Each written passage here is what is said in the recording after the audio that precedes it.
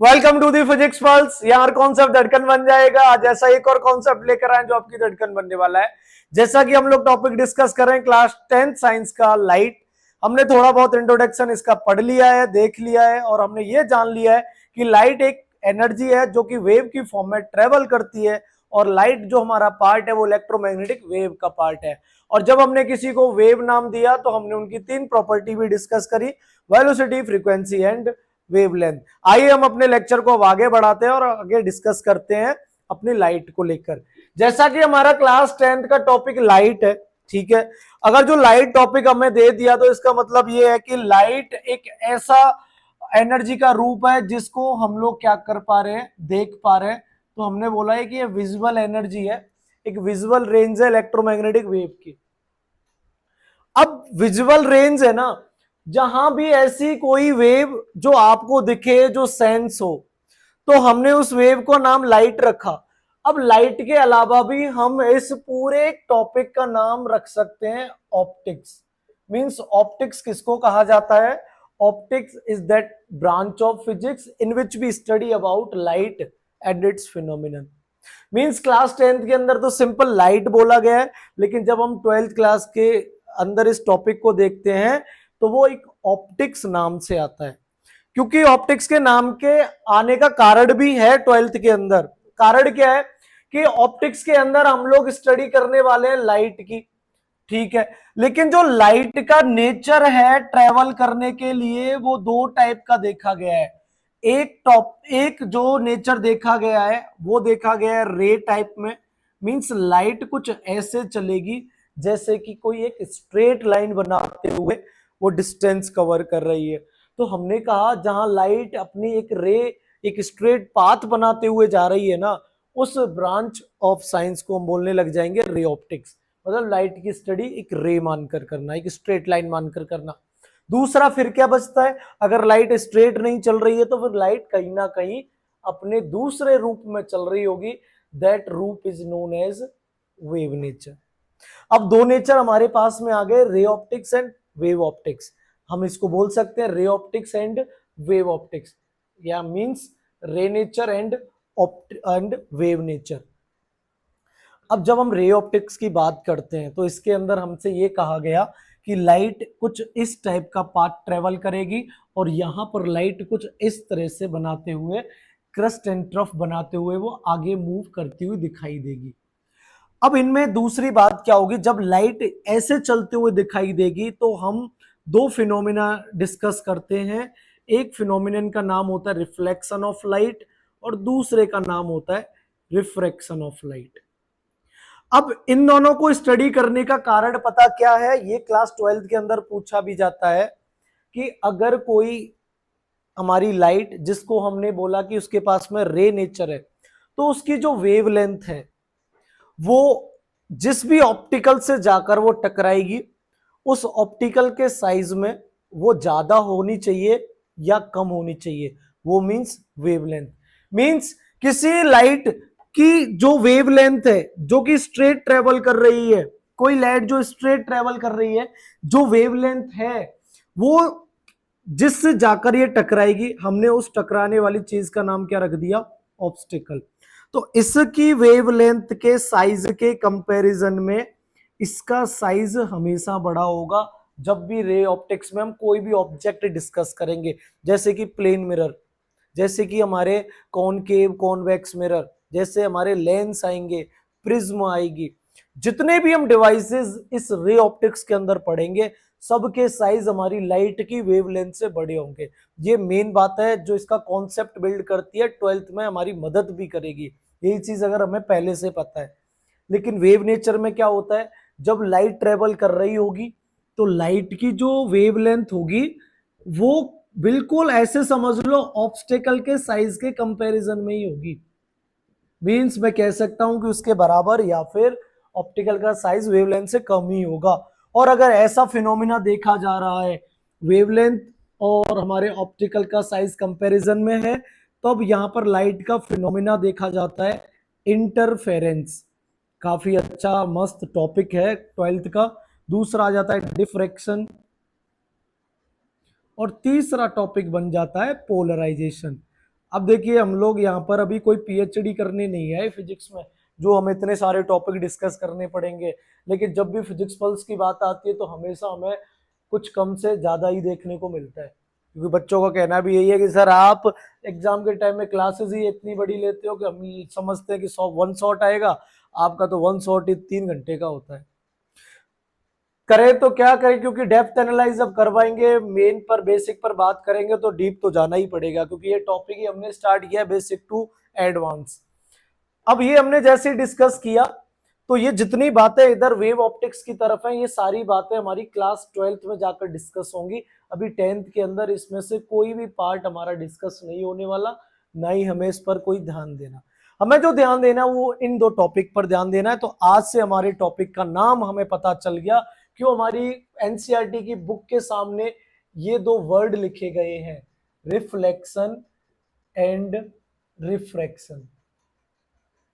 इसका मतलब ये होगा, ये दो नाम मैंने अगर लगाए हैं तो इनके अंदर जो हमारी लाइट है उसका नेचर रे टाइप रहेगा। मींस जो लाइट है वो हर समय हमारी ट्रेवल करेगी स्ट्रेट लाइन। अब आप अपनी बुक खोलो, कोई भी नोट्स देखो, कहीं से भी कुछ भी देखो, आपको जो लाइट का पैटर्न जो ड्रॉ होगा बुक के अंदर वो स्ट्रेट लाइन ही ड्रॉ होगा। कहीं भी तुम्हें ऐसा पैटर्न वेव टाइप का नहीं मिलेगा। अब क्या होता है, मैक्रोस्कोपिक या और माइक्रोस्कोपिक। लाइट को माइक्रोस्कोपिक लेवल पर पढ़ने के लिए ये फैक्ट आ जाते हैं, और थोड़ा यार बड़े फैक्ट को हमें डिस्क्राइब करने के लिए ये वाले फैक्ट हम लाइट के पढ़ते हैं।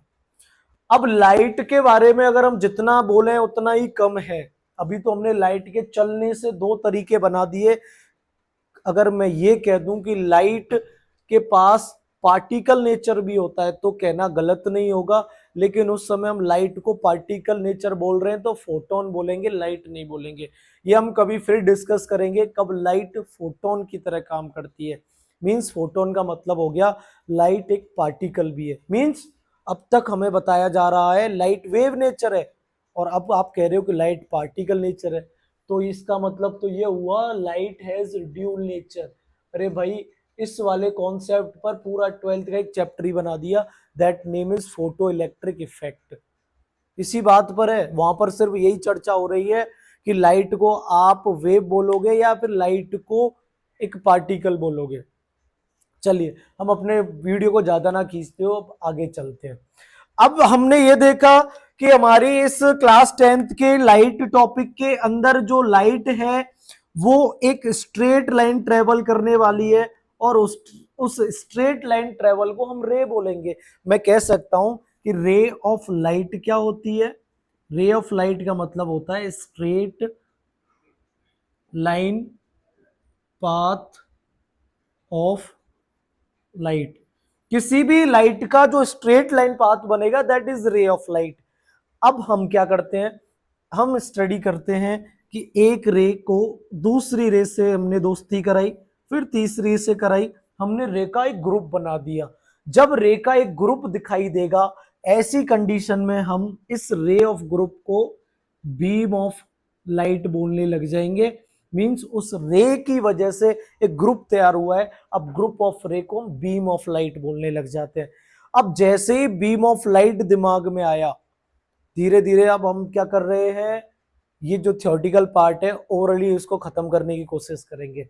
जैसे बीम ऑफ लाइट आया, बीम ऑफ लाइट के आते ही हमारे दिमाग में एक बात आई कि बीम ऑफ लाइट के अपने खुद के चलने के भी नेचर होते हैं। नेचर नंबर 1, ये चलने का तरीका रे ऑफ लाइट का बीम बना रहा है कि भाई रे ऑफ लाइट जब बंचेस में हुई तो बीम कहलाई।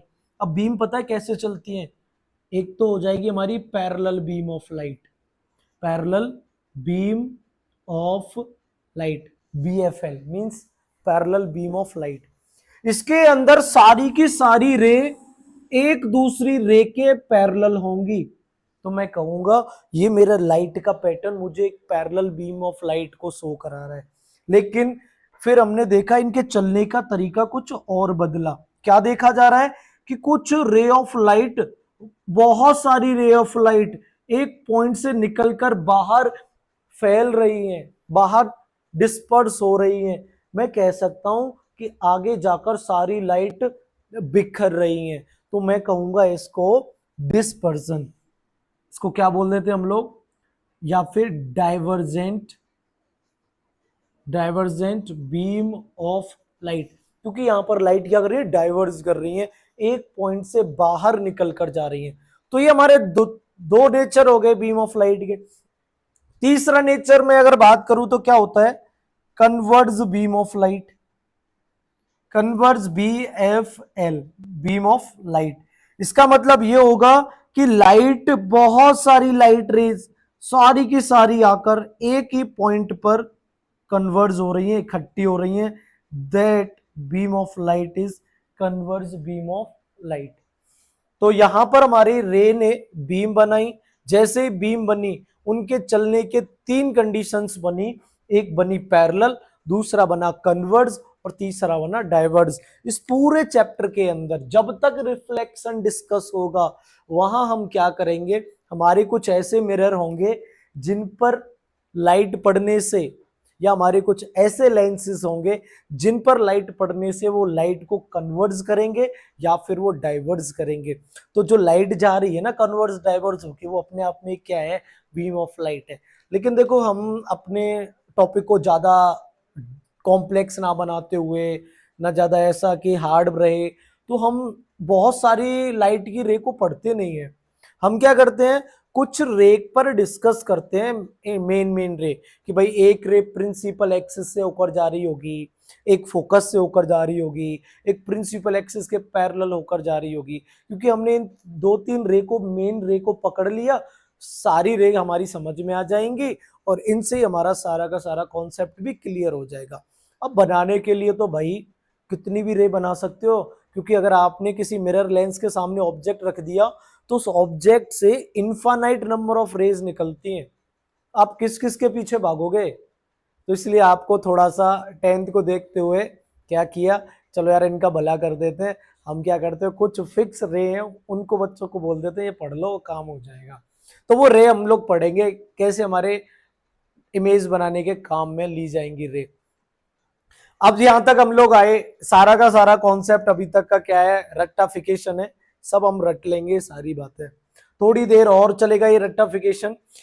अब किसी ने सवाल किया कि सर आपकी जो लाइट है, आपने बोला वो रे नेचर से आप उसको ट्रेवल करवा रहे हो, ठीक है, लेकिन जो रे ऑफ लाइट है उसको जनरेट कौन करेगा, और जनरेट करने वाले चीज को हम बोलते हैं सोर्स। क्या बोलते हैं बेटा, हम उसको सोर्स बोलते हैं।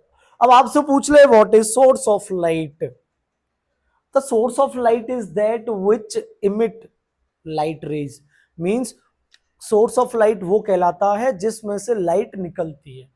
जैसे मान लो कि ये मेरे पास में एक टॉर्च है, अब इस टॉर्च को मैंने ऑन किया, इसके अंदर से जो लाइट है उसने निकलना शुरू किया। अब ये क्या हो गया, अपने आप में एक सोर्स हो गया। अब जो लाइट को इमिट कर रहा है, लाइट को बाहर निकाल रहा है, तो ये उसके लिए क्या बन जाता है, सोर्स ऑफ लाइट बन जाता है। अब सोर्स ऑफ लाइट की जब बात आती है तब हमें पता चलता है कि सोर्स ऑफ लाइट भी दो टाइप के होते हैं, एक टाइप होता है नेचुरल और दूसरा टाइप होता है मैन मेड।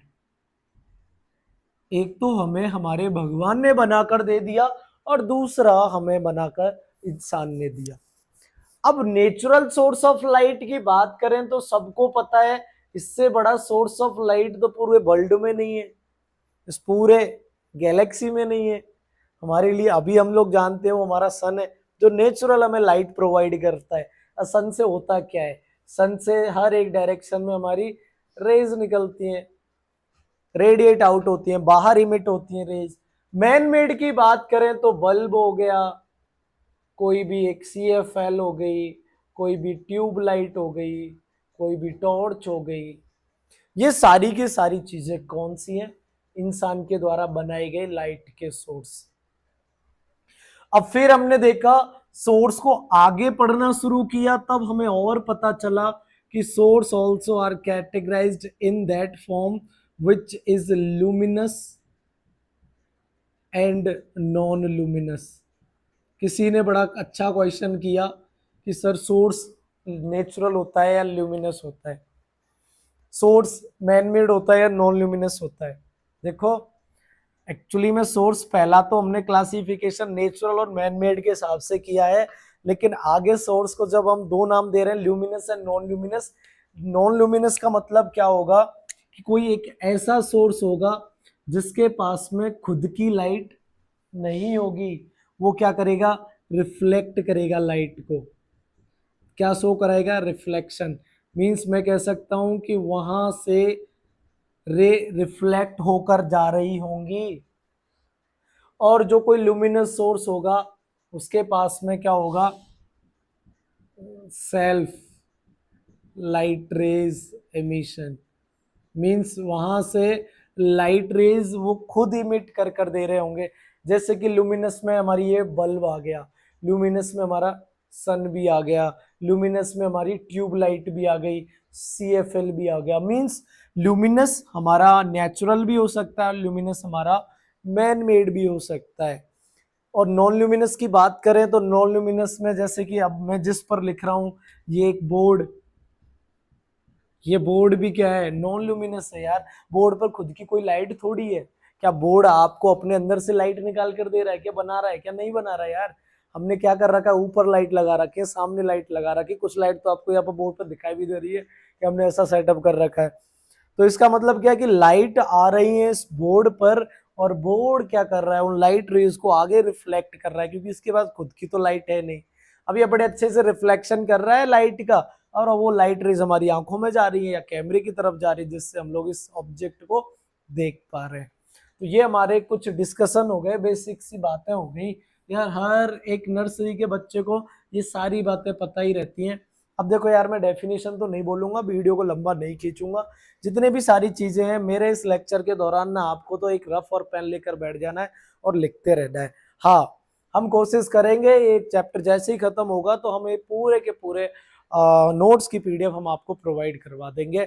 वो हमारी मर्जी है कैसे प्रोवाइड करवाएं। अब यहां से हम लोग पढ़ना और स्टार्ट करते हैं। अब जैसे देखिए, धीरे धीरे धीरे धीरे अब हमारी बेसिक बातें स्टार्ट हो गई हैं। मींस हमारा चैप्टर शुरू हो चुका है। कहीं ना कहीं अब हमें ना झलक सी दिखने लग रही है कि पहले आपने यहाँ रिफ्लेक्शन लिखा, अभी यार आपने सर ना यहाँ रिफ्लेक्शन लिखा है। मींस कहीं ना कहीं अब रिफ्लेक्शन तो आने वाला है। मींस हमारा 10th का पहला half reflection of light start हो जाएगा, जिसमें बड़े प्यार से बड़े आराम से हम प्लेन मिरर को पढ़ेंगे। यार प्लेन मिरर में देखना किसको पसंद नहीं है ना। रिफ्रैक्शन हमारा सेकंड हाफ होगा। जैसे कि एक मूवी के फर्स्ट हाफ को ऐसे ही रहता है, सेकंड हाफ उसका और कैसा रहता है। सेकंड हाफ की जब बात आएगी ना, तो मैंने बताया था कि वहां वो नेचर पढ़ लेना, वेव के velocity, wave frequency and wavelength, यहाँ वो मजा देगा। और रिफ्लेक्शन के लिए तुम्हें क्या करना है, रिफ्लेक्शन के लिए अभी ये वाली चीजें पढ़ लो। रिफ्लेक्शन के लिए अभी क्या करना है, अभी ये वाली चीजें पढ़ लो। रिफ्लेक्शन के लिए अभी ये वाली चीजें पढ़ लो, क्योंकि ये लाइट को निकालने वाले हैं, ये लाइट को जनरेट करने वाले हैं। जिनके पास नहीं है वो लाइट उधार भीख मांगकर आपको प्रोवाइड करने वाले हैं। चलिए, अब मैं आपको कुछ ऐसे टर्म से ऐसे टर्म से इंट्रोड्यूस कराने जाने वाला हूं कि वो टर्म किसी ने कैसे भी पूछ लिए, या वो टर्म किसी और तरीके से एग्जाम में आपसे पूछ लिए गए, या हो सकता है कि वो मैं टर्म बताऊं जो आपके कॉन्सेप्ट को बिल्ड करने में काफी अच्छी मदद भी करेंगे। अब आपको कुछ इंपॉर्टेंट पॉइंट क्या याद रखने हैं। When light travel in homogeneous mixture, sorry mixture की जगह आप लिख लीजिए मीडियम। एक ऐसा पॉइंट बना, आप नोट डालकर अपनी नोटों में नोट कर सकते हैं कि किसी ने ये कहा, जब लाइट किसी होमोजीनियस मीडियम में ट्रेवल करती है। होमोजीनियस मीडियम का मतलब होगा कोई भी same medium. Means through out homogeneous medium, medium change नहीं हो रहा होगा, एक सेम मीडियम होगा। ऐसे में लाइट हमेशा स्ट्रेट लाइन ट्रेवल करेगी। मैं कह सकता हूं light always travel in straight line in a homogeneous medium. ये हमारी पहली बात हमारे को याद रखनी है। दूसरी बात हमारे को क्या याद रखनी है कि माना कोई एक लाइट की रे ऐसे आई, सपोज वन लाइट रे कम like this and another light रे कम्स लाइक दिस। पहले में कम्स लगा लेना, ऐसे ये इसका कम ज्ञान है क्योंकि इंग्लिश नहीं फिजिक्स पढ़ाने आए हैं। एक लाइट रे इधर से आई और दूसरी लाइट रे इधर से आई और ये जाकर एक पॉइंट पर इंटरसेक्ट हुई। मैं कह सकता हूं कि यहां पर इन दोनों का मिलन हो गया और मिलन होने के बाद में ये लाइट रे ऐसे निकल गई और ये लाइट रे ऐसे निकल गई। तो पता है क्या होता है, अब ये तुम्हारे लिए तो नहीं है 10th के लिए, लेकिन 12th के लिए है। इसको हम लोग बोल देते हैं कि प्रिंसिपल ऑफ सुपरपोजिशन। क्या लाइट प्रिंसिपल ऑफ सुपरपोजिशन को फॉलो करती है? नहीं करती है। मीन्स क्या हो जाएगा, जब दो लाइट एक दूसरे से मिलेंगी तो ऐसा होगा जैसे कि कभी वो मिली ही ना हो। मीन्स एक लाइट की रे जब दूसरी लाइट से मिलेगी, मिलने के बाद वो कुछ इस तरीके से जाएगी जैसे वो कभी मिली ही ना हो। जैसे होता है ना, तुम मुझे भूल जाओ ये सोचकर जैसे कि मैं तुमसे कभी मिली ही नहीं थी। तो ऐसी दो लाइट आपस में बात करती है कि तुम मेरे से ऐसे मिलो जैसे आगे जाकर ये दिखाओ कि कभी तुम मेरे से मिली ही ना हो। तो मैं ये कह सकता हूं कि लाइट रे जो रहती है हमारी वो don't disturb each other. Light rays don't disturb each other at point of intersection. जब वो मिल रही है ना, वो एक दूसरे को डिस्टर्ब नहीं करेंगे, बोले तो अपना काम कर, मैं अपना काम करती हूँ, तो मैं अपने रास्ते जाती हूँ तो अपने रास्ते जा। तो ये हमारे बेसिक पॉइंट दूसरा बना। तीसरा बेसिक पॉइंट क्या बनता है इसका? तीसरा बेसिक पॉइंट ये बनता है कि यार देखो कि जो ऑफलाइन बच्चे मेरे से पढ़ रहे हैं ना, उनके लिए एक खास चीज है कि उनका जो भी उन्होंने क्लास में पढ़ा उसके वजह से आपका वो रिवीजन भी होता रहेगा। तीसरा खास पॉइंट ये नहीं है। तीसरा खास पॉइंट सुनो क्या है कि माना कोई एक सरफेस है जिसके पीछे मैंने कुछ इस तरह से कील निकाली, मैंने इस तरीके से कुछ कांटे बनाए। अभी ये क्या है, किसकी डिजाइन है, इस पर तुम्हें दिमाग नहीं लगाना। तुम्हें दिमाग तो बस इतना लगाना है कि माना कोई एक लाइट रे, लेट सपोज कोई लाइट रे इस तरीके से गई और उसका मन हुआ मैं अपनी डायरेक्शन को रिवर्स करना चाहती हूँ। तो एक ऐसा पॉइंट दे दिया व्हेन लाइट रे द डायरेक्शन ऑफ लाइट रे इज रिवर्स। क्या बोल दिया गया? द डायरेक्शन ऑफ लाइट रे इज रिवर्स। तो वो रिवर्स होने के बाद में वो कैसे आएगी कि ये लाइट रे ऐसे तो गई, अब किसी ने ये बोला कि ये रिवर्स होना चाहती है, मतलब वापस पीछे आना चाहती है। हाँ तो सर लो ना, पीछे आना चाहती है, ये घूमी घूमी और ये इधर से गई, लो हमने कर दिया रिवर्स। सर बेटा ऐसी गलती गलती से भी मत कर देना, वरना बहुत बड़ा पाप हो जाएगा। पाप ये हो जाएगा कि लाइट कभी भी इस टाइप से रिवर्स नहीं होगी। तो फिर सर क्या बोले लाइट को रिवर्स कराने के लिए? ऐसे बोलो लाइट को रिवर्स कराने के लिए, जैसे लाइट आई है, लाइट उसी पाथ को रिट्रेस करती है। Retrace for reverse its direction. बहुत खूब, मजा आ गया कि जब भी लाइट चाहेगी क्योंकि मैं अपनी डायरेक्शन को रिवर्स करूं तो वो रिवर्स करेगी हमेशा अपने उसी सेम पाथ पर। मीन्स हम लोग कहेंगे रिट्रेस इट्स सेम पाथ।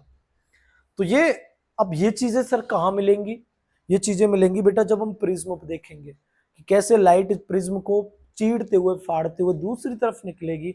हम क्या करेंगे, उस दूसरी तरफ से फिर से पहली तरफ आने की कोशिश करेंगे ना, तब हम बोलेंगे कि बताओ बेटा दूसरी तरफ से पहली तरफ आने पर angle of deflection increase decrease. ये आपका क्वेश्चन पूछा भी गया था अभी 2026 में हुए क्लास 10th के सीबीएसई एग्जाम के अंदर। उठा लेना उस पेपर को, ढूंढ लेना, उसके अंदर यही क्वेश्चन था कि अगर एक प्रिज्म से एक लाइट रे ट्रेवल करती है करके गई तो जो हमारी दूसरी तरफ निकलेगी, जो हमारी हम उसको बोल देते निकलने वाली को इमरजेंट रे, तो वहां कोई एंगल ऑफ डेविएशन बनेगा। अभी आपको नहीं समझ में आएगा लेकिन उनको समझ में आएगा जिन तक ये वीडियो पहुंच चुकी है, जो कि 10th कर चुके हैं। तब हमें ये बताइए कि जब हम उसके लाइट के रे को रिवर्स कर देंगे, उसकी डायरेक्शन को रिवर्स कर देंगे इसकी वजह इस डायरेक्शन से लाइट रे जाएगी, तो इस कंडीशन में एंगल ऑफ डेविएशन क्या होगा? इस वाली कंडीशन में एंगल ऑफ डेविएशन जो था उसके हिसाब से ये वाला घटेगा, बढ़ेगा या फिर सेम रहेगा? ये वाली बात, ये रिट्रेस वाली वहां जोड़ेंगे। ये पॉइंट हमारे आएंगे। ये पॉइंट क्यों आएंगे? क्योंकि दो रे मिलेंगी। जब दो रे मिलेंगी ना तो वो इमेज फॉर्म करेंगी, और इमेज फॉर्म करेंगी जब वो बिल्कुल मिलेंगी ना एक्चुअल में, तो वो बनाएंगी रियल इमेज, और मिलती हुई दिखेंगी, फील होंगी, वो बनाएंगी वर्चुअल इमेज। अरे सारी चीजें आएंगी। ये क्यों आएगी? स्ट्रेट लाइन क्यों आएगी? जब हम ये बोलेंगे कि हमारे पास में कोई एक मीडियम है एयर, हमारे पास मीडियम है वाटर, हमारे पास मीडियम है ग्लास, हमारे पास मीडियम है डायमंड, मतलब मैं जब भी इन मीडियम के नाम ले रहा हूं तो अपने आप में होमोजीनियस ही तो है, एक सेम मीडियम ही तो है। और सेम मीडियम है जब तक लाइट चाहे डायमंड में रहे, चाहे ग्लास में रहे, चाहे किसी में भी रहे, वो चलती हुई तो कैसी दिखाई देगी? Straight line. ऐसा नहीं है कि लाइट सिर्फ एयर में स्ट्रेट चलेगी और वाटर में नहीं चलेगी, ना जी ना, ऐसा नहीं करना। तो ये सारे कॉन्सेप्ट बिल्डअप होते चल रहे हैं। आई होप आपको ये सारी बातें नई लग रही होंगी 10th के हिसाब से, लेकिन 12th वाला बच्चे के लिए ये नई नहीं है। 12th वाले बच्चे की स्टार्टिंग इन्हीं सारी चीजों से होती है। अब इसका एक और मैं पॉइंट डिस्कस करूं तो वो पॉइंट ये है कि मेरे पास में कोई एक सरफेस है, बिल्कुल है सर सरफेस, और मैंने उस सरफेस को पीछे से कुछ इस तरह से पॉलिश कर लिया। अभी सरफेस पर भी हम डिस्कस करेंगे, ये जो बार बार मैं सरफेस बना रहा हूँ ये भी अपने आप में बहुत बढ़िया सरफेस है, बहुत इंपॉर्टेंट सरफेस है। चलिए हम किस लास्ट पॉइंट पर बात करते हैं कि कोई एक लाइट की रे इस सरफेस से आकर टकराई, कोई लाइट की रे इस सरफेस से आकर जब टकराई तब क्या होगा? इस आने वाली लाइट रे का कुछ पार्ट तो एब्जॉर्ब होगा इस सरफेस के अंदर, होता ही होता है यार, यहां नहीं सिर्फ फिजिक्स बल्स पर ही नहीं, हर जगह ये देखने को मिलेगा कि इसका कुछ पार्ट तो एब्जॉर्ब होगा। मींस मैं कहूंगा कि इसका कुछ परसेंट एब्जॉर्ब, कुछ परसेंट ट्रांसमिट, मींस कुछ परसेंट लाइट ट्रांसमिट हो जाएगी, बाहर दूसरी तरफ चली जाएगी। तीसरा क्या होगा? रिफ्लेक्शन हो जाएगा। मींस लाइट यहां से टकराने के बाद में इस तरीके से वो जाती हुई दिखाई देगी। आने वाली रे जो किसी सरफेस पर जाकर टकरा रही है, उस रे को हम पढ़ेंगे इंसिडेंट रे, और वो रे जब सरफेस से टकराकर वापस लौटेगी उसी मीडियम में, that is known as reflected रे।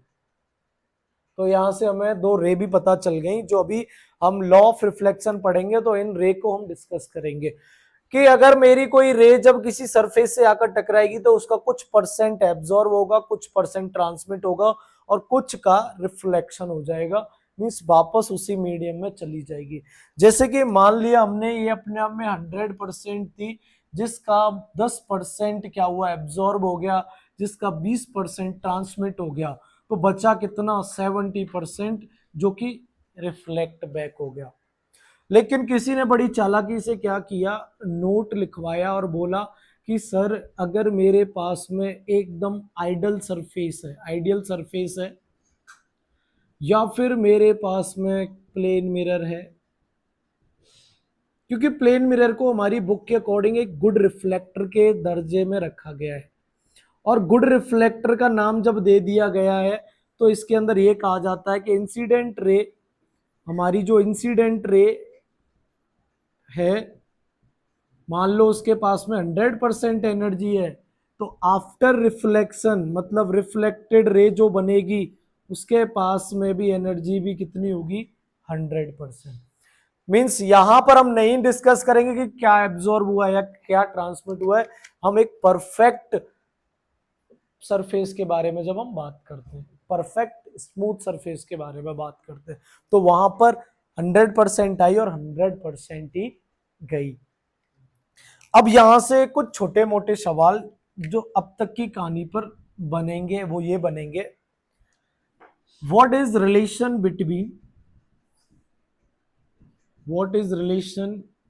Between incident ray and reflected ray on behalf of velocity, frequency and lambda. लो भाई आ गया पिछले लेक्चर का कॉन्सेप्ट यहाँ पर। अब जो बच्चे पिछला लेक्चर बिना देखे इस लेक्चर को देख रहे हैं, वैसे मुझे पता भी तो कोई नहीं देख रहा, 5-6 ही देख रहे हैं, ज्यादा देख भी नहीं रहे। आधी ऑडियंस तो ये बैठी मेरे सामने लूडो खेल रही है ना। तो ये फिर से देखो, ये आ गई वेलोसिटी, फ्रीक्वेंसी एंड वेवलेंथ। लेकिन अपना टाइम देखते हैं कब आएगा। वेलोसिटी, फ्रीक्वेंसी एंड वेवलेंथ, ये 3 प्रॉपर्टी है, इनमें रिलेशन पूछा गया इंसिडेंट रे और रिफ्लेक्टेड रे। क्या पूछा गया कि रिफ्लेक्शन के दौरान आप मुझे ये बताइए, रिफ्लेक्शन ही हो रहा है, देखो रे आ रही है और रे जा रही है, इंसिडेंट रे और रिफ्लेक्टेड रे। अभी कुछ नहीं हो रहा है, रिफ्लेक्शन ही नहीं हो रहा मान लो। मैं तो ये कह रहा हूं इंसिडेंट रे और रिफ्लेक्टेड रे में क्या रिश्ता है इनके अकॉर्डिंग। जब ऐसा कुछ देखा जा रहा है इंसिडेंट रे और रिफ्लेक्टेड रे, तो आपको पता है इंसिडेंट रे और रिफ्लेक्टेड रे जो होगी वो हमेशा अपने उसी सेम मीडियम में होगी।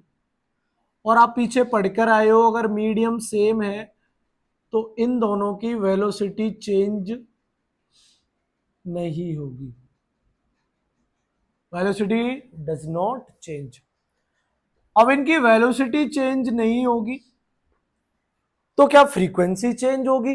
अरे भाई, ये जो लाइट आई जिस सोर्स से आई, वही लाइट उसी सोर्स की तो वापस जा रही है। मीन्स ये जो जाने वाली रे है वो किसी और सोर्स से नहीं है, वो उसी सेम सोर्स से है। तो मैं कह सकता हूं कि सेम सोर्स। जब सोर्स सेम है तो इसका मतलब लाइट की फ्रीक्वेंसी भी सेम होगी। frequency is same of that light if source is same। तो वेलोसिटी सेम, फ्रीक्वेंसी सेम, तो तीसरा वेवलेंथ, उसको तो क्या सेम हो जाना है, उसको तो अपने आप इनके साथ में सेम ही हो जाना है। ये बन गई भाई सब सेम। तो क्या रिफ्लेक्शन के दौरान या ऐसे इंसिडेंट और रिफ्लेक्टेड रे के दौरान यही बातें सारी सेम रहेंगी? क्या कोई ऐसा पॉइंट भी आप हमें बताएंगे सर कि जो इनके बीच में चेंज हो जाता है? हाँ, चेंज होता है, that is intensity of light. ये क्या है इंटेंसिटी ऑफ लाइट? अब इंटेंसिटी ऑफ लाइट किस बला का नाम है भाई? इंटेंसिटी ऑफ लाइट का मतलब है कि 100% एनर्जी जो लेकर लाइट आई है, 100% एनर्जी लेकर जो लाइट आई है, उसकी 100% ही वापस नहीं जाती। अगर ऐसी बातें नहीं कही गई हैं तो मीन्स एनर्जी कम हो जाती है, लाइट की इंटेंसिटी कम हो जाती है, कि इंसिडेंट रे की जो इंटेंसिटी है वो ज्यादा होगी in comparison to reflected ray. तो यहां से कॉन्सेप्ट बनता है कि I equal to E upon A T, और I directly proportional to the amplitude का स्क्वायर। अब ये दोनों चीजें यहां पर हमने लिखी हैं, ये आपके 12th से हैं, लेकिन आपके कॉन्सेप्ट को बिल्डअप करने में अभी से आपकी मदद करेंगे, क्योंकि बेसिक टू फाउंडेशन जाना है। इंटेंसिटी ऑफ लाइट चेंज हो जाती है reflected incident ray and reflected रे की। यहां की इंटेंसिटी ज्यादा होगी और जाने पर रिफ्लेक्टेड रे की इंटेंसिटी हमेशा क्या रहेगी? कम हो जाएगी। लेकिन ऐसा सरफेस नहीं है, तो आइडियल सरफेस नहीं है, प्योर स्मूथ सरफेस नहीं है, तो वहां पर तो क्या देखा जाता है? ये कहा जाता है कि 100% आई और 100% ही गई। लेकिन ऐसा नहीं होगा, ये चीजें तो सेम होंगी, इंटेंसिटी ऑफ लाइट क्या हो जाती है? कम हो जाती है। अब ये बातें जब मैंने डिस्कस कर ली ना, अब मैंने ये इंसिडेंट रे आई, टकराई और गई, आई टकराई और गई, आई टकराई और गई, इसी को हमने नाम दे दिया, आई टकराई और गई को नाम दे दिया हमने रिफ्लेक्शन ऑफ लाइट। अब हमारा स्टार्ट हो जाएगा रिफ्लेक्शन ऑफ लाइट, उसके बाद में लॉज ऑफ रिफ्लेक्शन, उसके बाद में सबसे बढ़िया रिफ्लेक्शन करने वाला सरफेस प्लेन मिरर।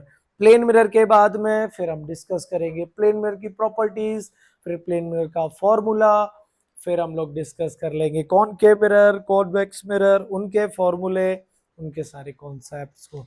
तब तक के लिए स्वस्थ रहिए, मस्त रहिए, पढ़ाया हुआ जो भी तुम्हें पढ़ाया उसको पढ़ने में व्यस्त रहिए। मिलते हैं नेक्स्ट लेक्चर में।